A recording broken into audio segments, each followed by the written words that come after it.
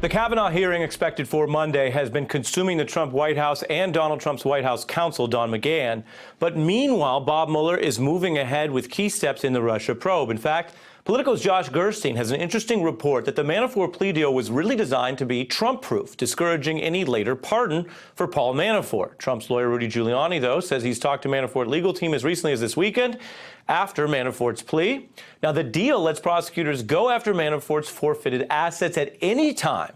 And even if his convictions were to be wiped out, they can charge him immediately with other crimes. Now that Manafort is cooperating, the details about these conversations can go right back to Bob Mueller. I'm joined by Politico's Josh Gerstein, who reported on that interesting development, as well as former Watergate prosecutor Nick Akerman. Josh, how much of what you found is typical in what lawyers and prosecutors love to write, which are all-encompassing deals? I mean, anyone who's had to deal with a real estate contract can think about all the broad language. And how much of it, in your view, reflects the specific prosecutorial aggressive strategy to counter this particular president? Well, what I'd say, Ari, is you can probably find some version of just about every provision in this plea agreement in some other plea agreement that the Justice Department has written at some time. In fact, I suspect this is how it was put together. It's pretty common for prosecutors and lawyers for the government to cobble together these kinds of filings and these kinds of agreements from templates from other cases. That said, when you take the whole package together and the amounts of money involved, it does seem like anything that Manafort may do to seek a pardon, to seek remission of any fines or forfeitures that he suffers under this agreement would bring an enormous world of hurt down on his shoulders. And that has raised some question for lawyers at both ends of the political spectrum. Some who are big fans of presidential power think it intrudes too far into the president's turf on making clemency decisions. And those on the liberal side, more focused on criminal justice reform, think it's just a little too draconian to have a defendant face those kinds of consequences for asking for some kind of relief. Right. It's certainly a ton of bricks on top of Paul Manafort.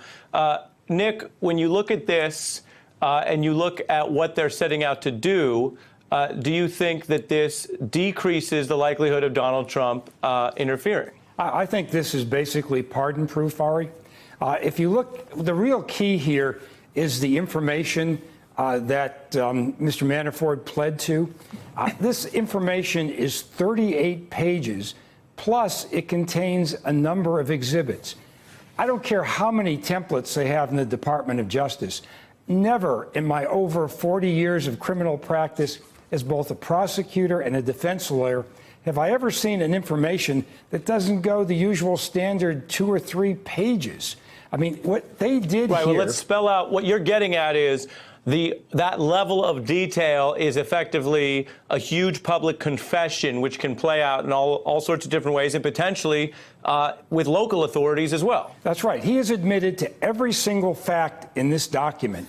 If somehow he were pardoned by the president, all a state attorney general need do, whether it's in New York or whether it's in Virginia on the tax violations, they need only take this and use that to prosecute Paul Manafort for state violations. Right, because it's not like he went to those lengths to evade federal taxes and then paid every last state tax. Exactly. And in New York State, you have a very strict money laundering statute that probably has more onerous penalties than the federal statute.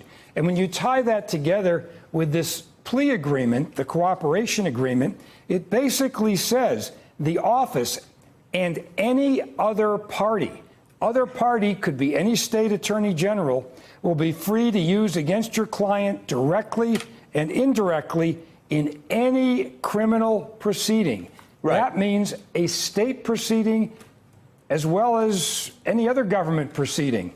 So right, and if Paul Manafort's Georgetown law degree is worth anything, it's worth understanding a little federalism concept that the states also get to prosecute regardless of any Trump pardon if it were to materialize. And so given that case, which Nick lays out with prosecutorial zeal, as we expect, Nick, and which Josh has been reporting on, I take the question more broadly back to you, Josh, which is, it sometimes seems like Rudy Giuliani is doing fantasy football for this case on TV, and then Bob Mueller's just actually playing football. And so Rudy's on TV saying, oh, well, maybe we could do this and maybe we could do that, and we're still in touch, and maybe there'll be a pardon.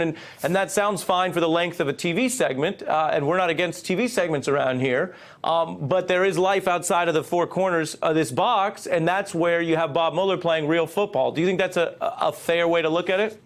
Yeah, I mean, I think there's a lot of noise, a lot of chaff that the White House throws up there that at the end of the day doesn't mean that much. That said, I'm still not sure that there will not be a pardon here. I think that there's a decent chance, because the question really is not so much whether the president might pardon Manafort out of some kind of strategy where he thinks, well, if I do this, they won't be able to use this or something good will happen. I think it's more a question of pure retaliation against the Mueller probe.